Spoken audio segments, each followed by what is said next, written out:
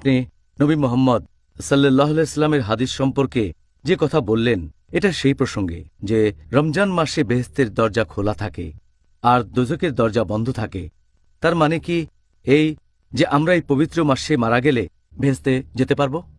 এই প্রশ্নটাও একই হাদিসের ব্যাপারে, একই হাদিস যেটার উল্লেখ করা হয়েছে মাসনাদ আহমদে, খণ্ড নম্বর 2, পৃষ্ঠা নম্বর 230, হাদিস নাম্বার 7148। এছাড়াও এটার উল্লেখ আছে সুন্নান আল-নিসাইতে, অধ্যায় নম্বর 5, হাদিস নাম্বার 2106। একই হাদিস নবী বলেছেন, লোকজনের উদ্দেশ্যে বলেছেন যে রহমতের মাস তোমাদের সামনে, আল্লাহ তোমাদের নির্দেশ দিয়েছেন তোমরা এই মাসে রোজা রাখবে। এই পবিত্র মাসে বেহেশতের দরজা খোলা থাকবে আর দোজখের দরজা বন্ধ থাকবে, শয়তান থাকবে শেকলে বাঁধা। এই মাসের একটা রাত আসবে, সেটা 1000 মাসের চেয়েও অধিক উত্তম। আর যে লোক এই মাসের আশীর্বাদ থেকে বঞ্চিত হবে সে আসলে একজন হতভাগ্য মানুষ। এখান থেকেই প্রশ্নটা এসেছে, যেহেতু বেহেশতের দরজা এই সময় খোলা থাকে আর দোজখের দরজা বন্ধ থাকে, তাহলে এ মাসে কেউ মারা গেলে তো বেহেশতেই চলে যাবে, কারণ দোজখের দরজা তখন বন্ধ থাকে, বেহেশতের দরজা খোলা।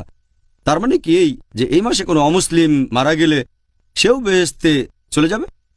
এই প্রশ্নটার উত্তর হচ্ছে, নবী যখন বলেছেন যে বেহেশতের দরজা এই মাসে খোলা থাকে, তার মানে বেহেশত আমাদের আমন্ত্রণ জানাচ্ছে ভেতরে প্রবেশ করার জন্য।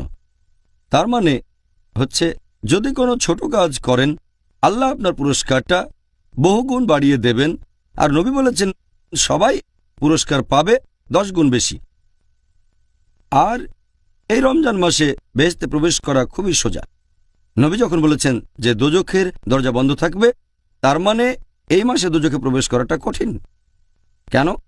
কারণ মানুষের তাকওয়া বৃদ্ধি পায়, তাই মানুষের পাপ করার সম্ভাবনাটাও কমে যায়।